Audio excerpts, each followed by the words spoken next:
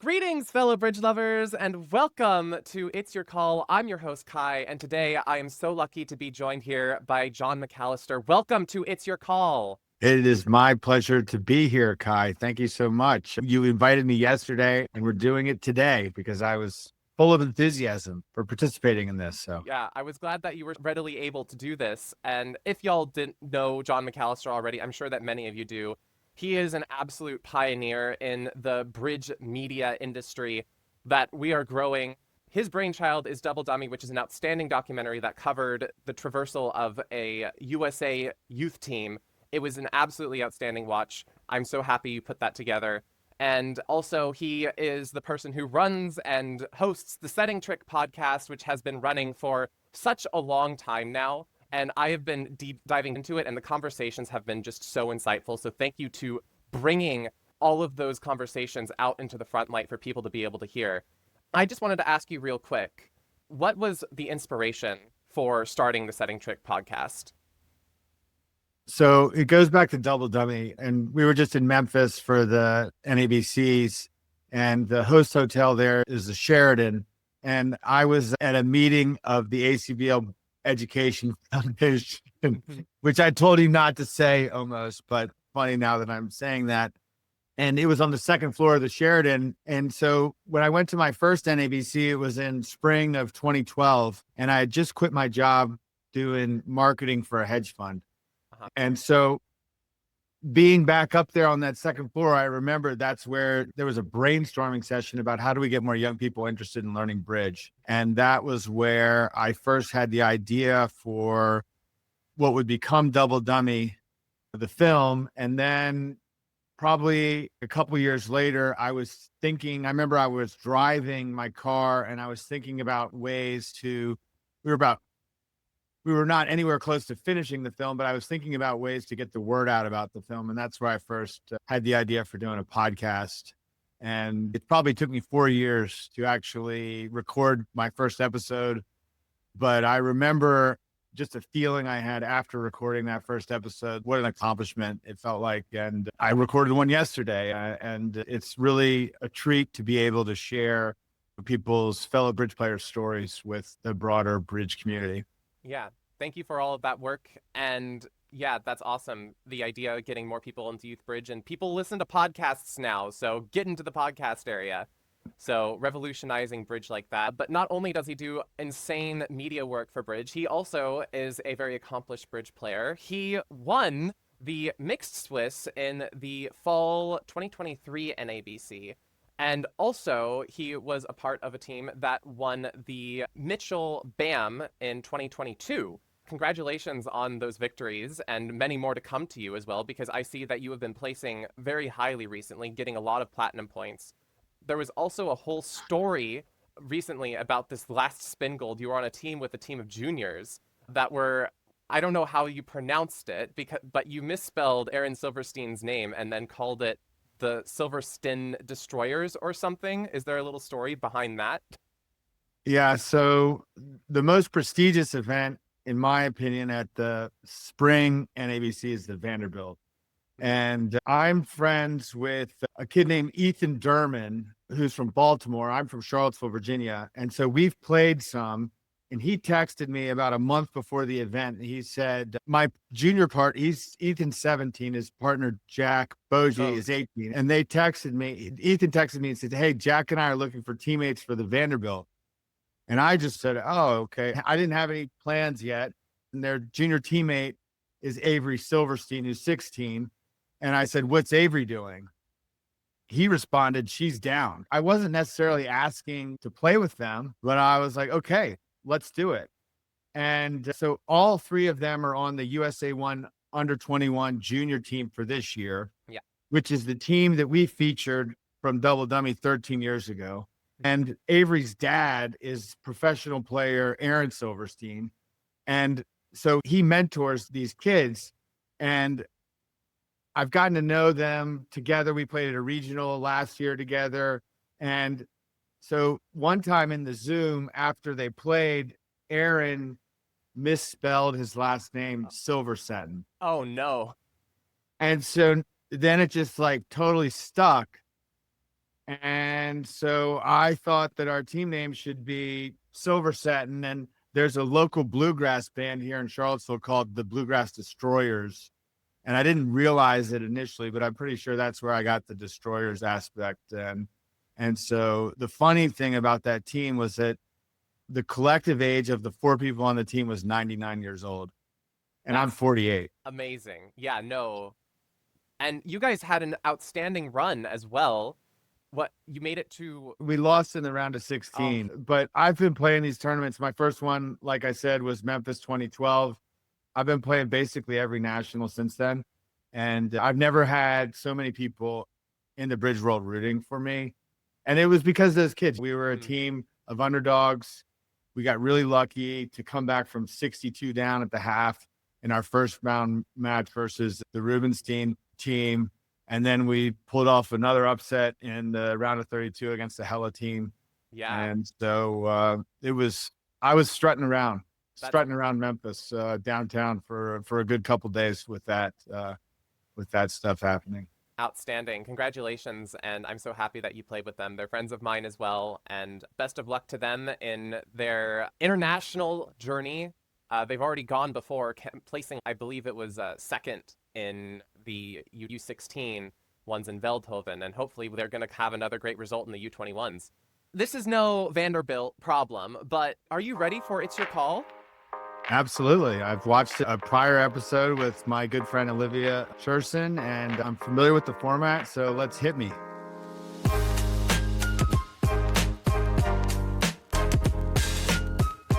All right. So this is your hand. You are not the dealer, so don't get thinking too much already. But the context is you are playing match points in a small club game, and your partner is Kevin Rosenberg, if that's important context. And your partner is the dealer. And things start out with a one club opening from your partner, Okay. and you get a one heart overcall from East. And it's your call. How do you start this one out? I'm fired up that I'm playing with Kevin Rosenberg. He's a great partner. Like, lucky you. Yeah, no, I was very lucky. I think the first bid here is pretty easy. I'm going to bid 2 diamonds. Yeah, start describing the shape of your hand, keeping things simple, making a forcing bid nice and easy. And your partner follows up with a 2 no trump response. And it goes pass to you. How do you continue? What is like an ideal contract that you're thinking about getting to at this point? I definitely think slams in the picture with having this ace king seventh of diamonds. The fact that I don't fit my partner's clubs isn't great, but he only promised 3 of them. He has limited his hand. Like, he probably has a weak no trump with a heart stopper. He could have the king of hearts. So I probably am gonna Q bid East suit. I don't think if I bid 3 diamonds, it is forcing. I would like to get going in the diamond situation. So I have 7, 9, 13. So I have 15 high card points. If I bid 3 hearts, and let's say Kevin bids 3 no, now I'm going to bid 4 diamonds, and he could bid 4 no over that and says, I am not interested in a diamond slam. And I think 4 no is pretty safe. So this is like the scenario that you're putting forward. Yeah. So let's just talk about the scenario for a little bit, because I want to firstly get off to what does 3 hearts itself mean to you? What are you portraying with your hand? What necessarily are you looking for from your partner? What is 3 hearts here? 3 hearts says, I've got a very good hand. Yeah. And I'm probably coming in diamonds or clubs. And my next bid is probably going to explain to him where I'm making this slam try. So this is more of a slam going hand, and you're getting that out there immediately. So you could be like diamond single suited or diamonds and clubs. Okay, gotcha. And so if partner bids 3 no trump, what do you think 3 no trump is saying? Is this kind of like just a default response saying, partner, I don't have much more to describe about my hand? Or what are the other options for partner in this position in your mind? I think when my partner bids three no trump, I think it probably means that like my heart stopper is solid. Maybe that if they were worried about their heart stopper, they could maybe bid three spades. Okay. But I think if they bid three no, they're like, I'm not so worried. I mean, the problem is it's a crowded auction. Like I bid three hearts. He doesn't have a lot of options. This definitely is a harder hand than the one that I watched you do with Olivia. Oh, sorry, my bad. We're gonna have to tell Olivia that I gave you a harder one. No, I really struggled bidding this one. I was in pain, but I'm with you so far. I did bid three Okay. hearts. Partner bid three All no right. trump. And Okay. I sat here for a while as well. And I was thinking, like, I didn't want to give up and bid four diamonds, but there was part of me saying, oh, but there's club wastage probably, and this just feels so ugly. It's either three no trump or slam at this point. And it's just, it feels like things could go really bad or it could go really right. And it's just a guess at this point. When you bid four diamonds, which is a consideration of yours, this is like a slam try saying long in diamonds. And Yeah. yeah, okay. And you said for you that four no trump here is just to play and not key card, correct? Yeah, definitely. I think that's expert standard that 4-0 says not interested. Gotcha. Just because if you bid for no here and it's key card, how the heck are you going to sign off below the 5 level? Right. Right. You need to have some sort of option to stay low. And I do find it hilarious that if this were the case, we would see a 2 no trump, 3 no trump, 4 no trump from partner. I think that pretty things like this need to be pointed out. But your partner at this point, after bidding four diamonds, which is that your call at this point? Yeah. For sure? Okay, well, this is a slam Yeah. worthy hand. All right. So your partner bids four hearts here. Now, and you don't really have many discussions with partner, but you don't play kickback. Okay? That's one thing that Okay. you don't have.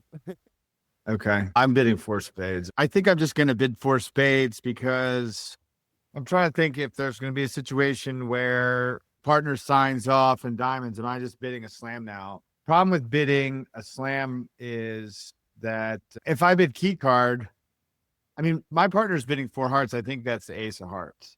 So now the queen of hearts is a trick. And most likely because the king is with East based on the overcall. But the spade finesse rates to be on. I was thinking before this bid that if my partner had the jack of spades, the king of hearts, and the jack of diamonds, that's 5 high card points. And obviously, so you could have ace king of clubs or something. You do need some entry to partner's hand to take some of these finesses. I was worried about, say, partner has king third of hearts, it might just go ace of hearts, heart rough Yeah. against 6 diamonds. But this 4 heart bid definitely improves that. The question is, do I want to just bid like the reason that I'm hesitating to bid 4 spades is because I don't want to be at, like, if a partner thinks and then signs off slowly, am I just going to bid a slam anyway? Is there a play for 7? Let's say he's got okay, so let's give him the best hand. Ace of hearts, king of spades, queen of diamonds. Right. That's 9 high card points. We still have a heart loser. Right. I almost just want to bid a slam. It's possible that we would want to play in no trump, although it is a club game. It's not, people don't bid a lot of slams in club games. And even if I do, let's say I bid 4 spades, it's possible that partner's going to bid 4 no. And now I'm going to have to decide if I show my void or not. And if I do show my void, he's not going to really know that it's clubs. Like, I have 2 key cards. So 5 no would probably be our void showing bid for 2 key cards. He might think I have a heart void. So I'm just wondering if, practically speaking, that bidding 6 diamonds is just, now that I've gotten this help from him, it also might be beneficial to bid 6 diamonds. 4 spades might give the hand on lead a better idea of what to lead. I'm deciding between 4 spades and 6 diamonds. At this point, okay. Yeah. I mean, am I really going to sign off if partner bids 5 diamonds now? After the four spades bid? Yeah. Well, obviously, we don't have this much time at the table. It's a benefit of the video format, right? You can think all you Yeah. want and it's your call. Yeah, but it's not really practical. It's probably not a great for my own purposes. True. Is there upside to bidding four spades now that we can get to seven? I don't know that we're going to make seven. We might not even make six. Like we might, although the ace of hearts is a really good card for partner to have. I think I'm just going to bid six diamonds. All right. Just throwing out six diamonds, and you cited a lot of different logic here where four spades doesn't necessarily get you anywhere in terms of just figuring out if you're going to go to slam, because you already said if you bid four spades and partner just signs off, are you going to bid slam anyway? And you might have come to the conclusion of, yes, I was just going to bid slam anyway, so what's the point of bidding four spades and giving the opponents more information? There was also the idea of four spades and partner bids four no trump.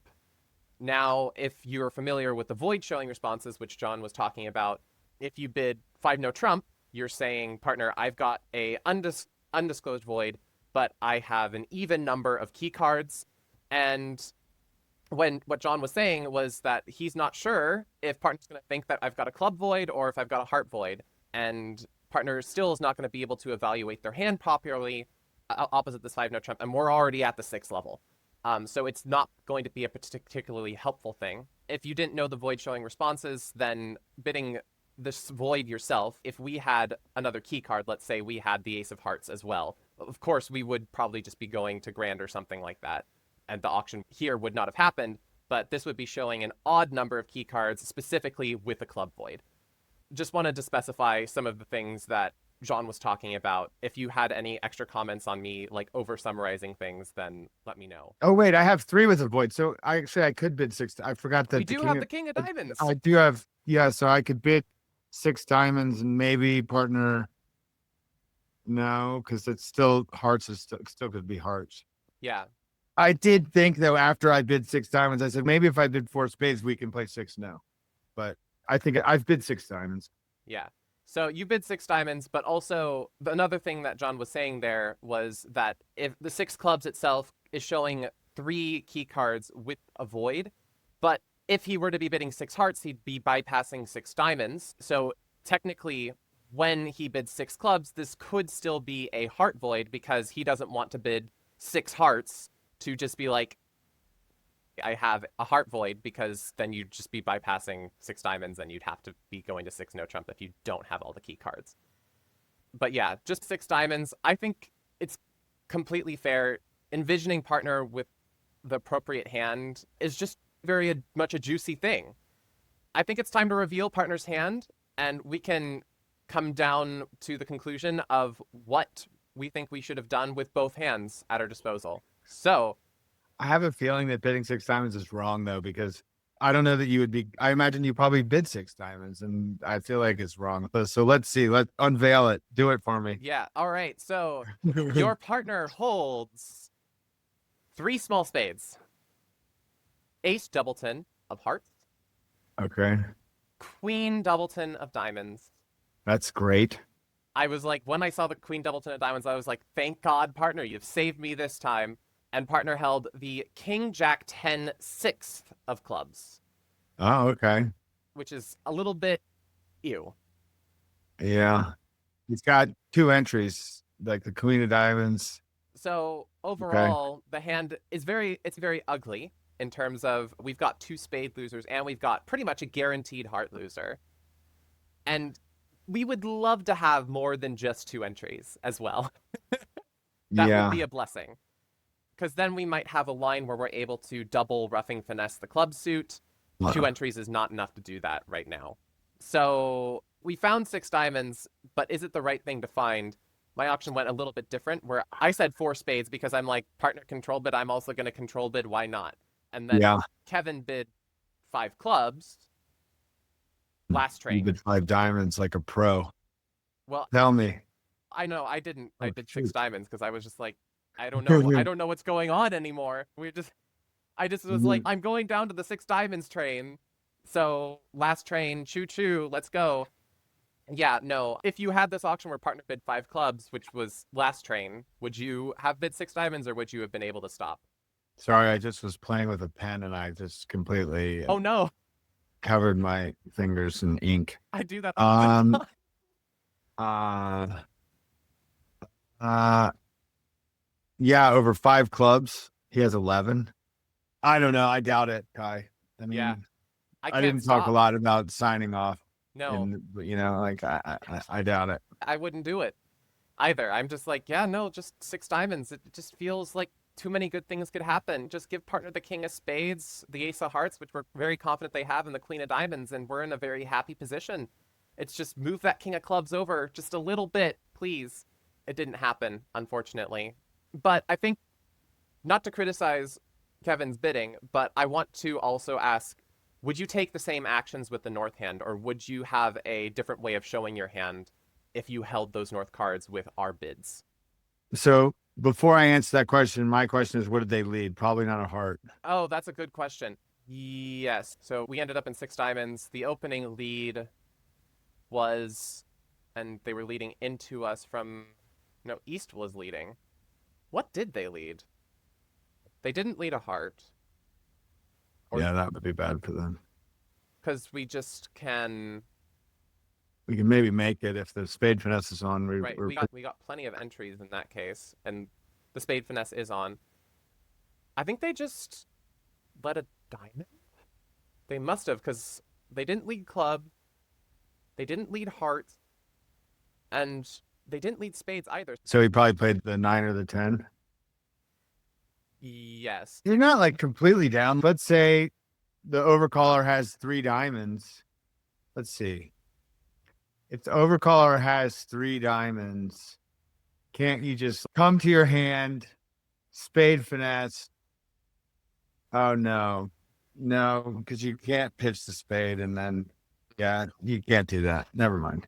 It just no, like I Mm. stared at it for such a long time, and eventually I came to the decision. I'm like, if East has three hearts, you can like try You to mean three? rough to get an extra You an can rough, extra. you can pitch it, play it hard and pitch a spade and then rough. But I guess if they had 4 diamonds, you could do that. But you gotta, I don't know if you can do, you All of gotta have it. to be roughing down the, We can always play another yeah. trump. What did Kevin think about your auction? I didn't really ask, to be honest. It was an evening game and I was very drowsy, so I didn't really remember too much of our conversation, but I think that in the end he was like, it's just a really hard hand to bid. Yeah. And that's why I brought it on to It's Your Call, because I had to give somebody else the challenge of this. Thank you. One thing that he did mention is that he could, instead of bidding two no trump, he could have bid three clubs or done Three something clubs. that would have been explaining clubs Yeah. a little bit more so that I would have a better idea Yeah. of the shape of their hand. And if partner does bid three clubs, I am a lot less interested. Yeah. But Yeah. that's one way that this could have gone a little bit differently, is if instead of two no Mhm. trump, we see a three clubs call from partner, which would ruin our hopes a little bit more, which is exactly what we needed on this particular hand. I guess is another scenario we could go down. If partner bids three clubs, what do we do at this point? We have to bid 7, 9, 13, 15. I mean, I think the two choices are 3 hearts and 3 now. I agree. 3 diamonds is not forcing. Yeah. I don't know. The thing is, partner can always punt 3 spades. That doesn't really mean anything. I guess I'd probably bid 3 hearts, showing doubt about, like, I got a heart stopper, but it's not the most robust heart stopper. Yeah, if Even partner's if I had got, the 10 of hearts, it would be better. for So sure. the nine's okay. Partner, I like the 9, but 10 would be better. So maybe I would bid 3 hearts. And partner would bid three no trump, as they do have the ace of hearts. Yeah. And would this end for you at this point? 7, 9, 13, 15. I mean, I realize I'm counting the high card points, but I also have 7 diamonds. So it's not really 15 points is like with the 7 card suit. That's pretty good. Yeah. I could still see myself bidding 4 diamonds. I could still see myself bidding 4 no trump over 3 no trump. Four no trump's another good option, quantitative. Yeah, I don't know. I'm not sure. I feel like if I'm making a slam try, I feel like I have to bid 4 diamonds. Yeah. I agree. I think this just tells partner more about shape, and then it becomes a more of a cooperative situation for thinking about a slam try. but mind is still going to slam try as opposed to just passing the 3-note trump. Yeah, maybe I would bid. I can't pass 3-0 Trump. Yeah, no. I might bid over 4 hearts. I might bid 4 spades now. Or hearts, 4 spades, and Even now, though, my partner's made a positive move for slam. yeah. You just need partner to hold the dang king of spades. Yeah, it would be interesting to hear Kevin and his partner for the Nationals, Brian Plotnick, Yeah. bid the hand. He's a pretty regular commenter on the content that I make, luckily, so I get to hear a lot. And who knows, maybe I've forgotten something about this hand. I forgot the auction, and he's going to correct me on it. But he normally Kevin does. comments or Brian comments? Kevin comments. Oh, okay. Yeah. Yeah. Kevin is one of my favorite commenters. He's written me full stinking essays on how I could have done better in little situations, which I deeply appreciate. Like, just mentoring from Kevin. Thank you so much. Yeah. But yeah, this is a very difficult hand. I think it's just hard to stay out of 6 diamonds.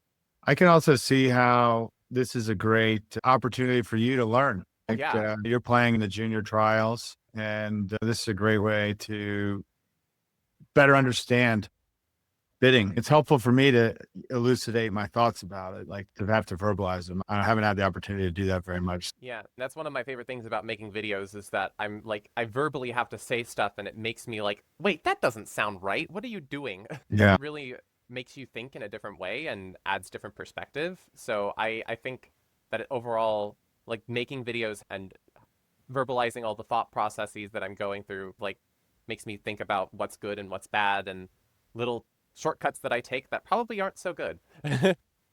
But Yeah, I know that I'm happy to share my thoughts with most anybody on a bidding problem, but some professional bridge players are more reluctant to share their thoughts. But I think in a format like this, you're really encouraging people you're going to get good ideas. yeah, And the best is that it's like real world experience where you were sitting here with these problems. yeah. And I think that's a great format for your own learning. Oh, for sure. No, I've definitely got many benefits from this, hearing different people's perspectives, different styles, different everything, and lots of ideas that hadn't popped into my head before just keep coming Mm. at me. And I'm like, oh, I could have done that. Lots of bids that people are just like, yeah, no, you could do this. And I'm like, I didn't even think of that.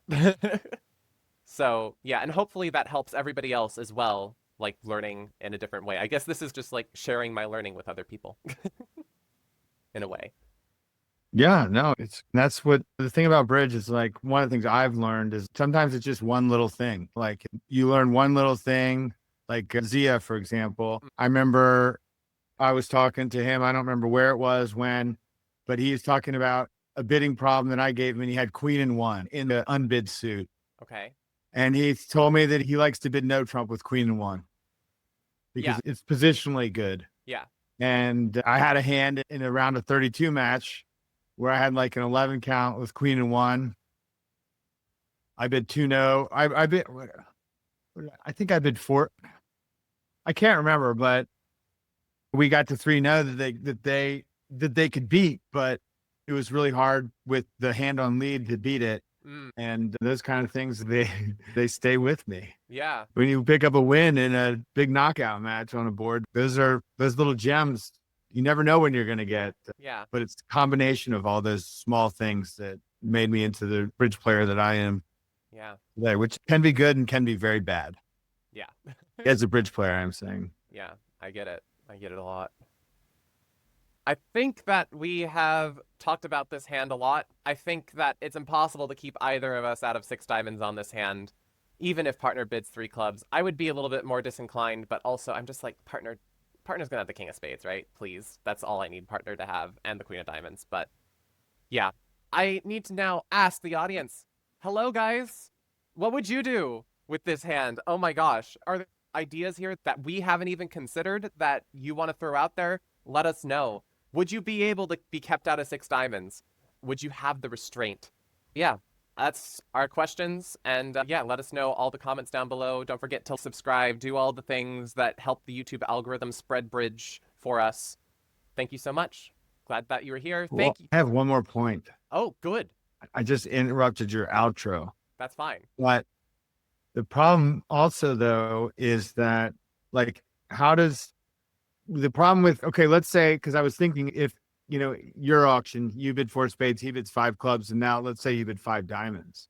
How is that going to score when you've got, I guess, diamonds break? So we got 7 diamond tricks, heart is 8, we got 10 tricks and no trump. So even it's possible that it's going to be really hard to get out depending on what they lead. Let's say they lead a spade is maybe best. So Okay. we would just, they could get 2 tricks if we knock out the heart. So we get 7, 8, 9, 10, 11. The problem is playing this hand match points it's like very hard to stop in 5 no trump. Yeah. Like you would much rather be playing in no trump than in diamonds because the trick points are not in your favor at all. So Yeah. that's another argument for going to 6 because it's impossible for me to stay in no trump and might as well be in slam because everybody who decides to just pass 3 no trump at the club game is just going to be playing in 3 no trump, and anything that we do in diamonds is not going to be able to beat the score that they get from that no trump contract. So yeah, that's also a very good point. How did you score on the board? Do you know? Do you remember? It was, I think that there was a little bit of company. It was like a shared bottom. Mm. So yeah, it was. How did you and Kevin do in the game? In the end, we got like a 70%. Boom. We did well, but yeah, it felt good. This was probably our most difficult board that we had, but yeah, learned a lot. Always learn a lot whenever I'm playing with Kevin. Or watching Kevin, he's been doing a lot with Silicon Valley Youth Bridge, and I'm also on that board, so we do a lot for the youth here, or we try to do a lot for the youth here. One of the benefits of being on that board as well is I also get to go to all the events and listen to what Kevin has to say. So it's learning for me, but also I'm glad that we're providing a space for youth players to learn from Kevin and Amber and Will Watson. And sometimes And myself. you. I admire that you're bringing your worst board from a 70% game to the classroom. Those are the best ones to bring to the classroom, right? Indeed. As long as you have an embarrassment tolerance, right? But Yeah. things happen. Thank you so much for being here, John. Thank you for all of your insights, and thank you for reciprocating my struggle here. It was not just a simple solution. Oh, yes, I would clearly just stay in 5 diamonds because of this and this. It was not that. We both made it to 6 diamonds.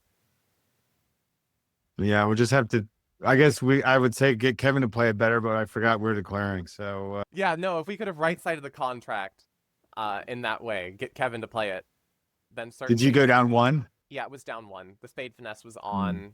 Actually, maybe it was down 2 in the end. You lost the heart and a spade, probably. Yeah. Did you Heart, take the heart spade. finesse? In the end, there was a position where I just had nothing else to do but take a heart finesse. Oh, no. I lost a diamond and I lost a spade. In the end, I think is what I lost. A diamond and a heart. I'm pretty sure. Were you surprised when the heart finesse lost? No. I was... You bid hearts. Clearly, you've got to have the king of hearts, right? You wouldn't be overcalling 1 heart if you didn't have something there. You probably have much more experience with people bidding suits that they don't have much in.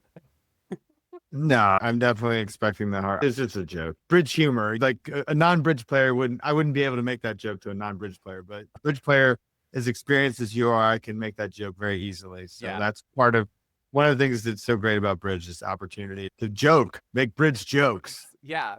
We've got our own jokes. We've got bridge culture. All 100. right. Thank you so much again. Yeah, man. Some others lined up. And yeah. All right. All right. Thanks, Time Kai. to go. Thank you, everyone. Keep on bridging, everybody. Bye. Bye.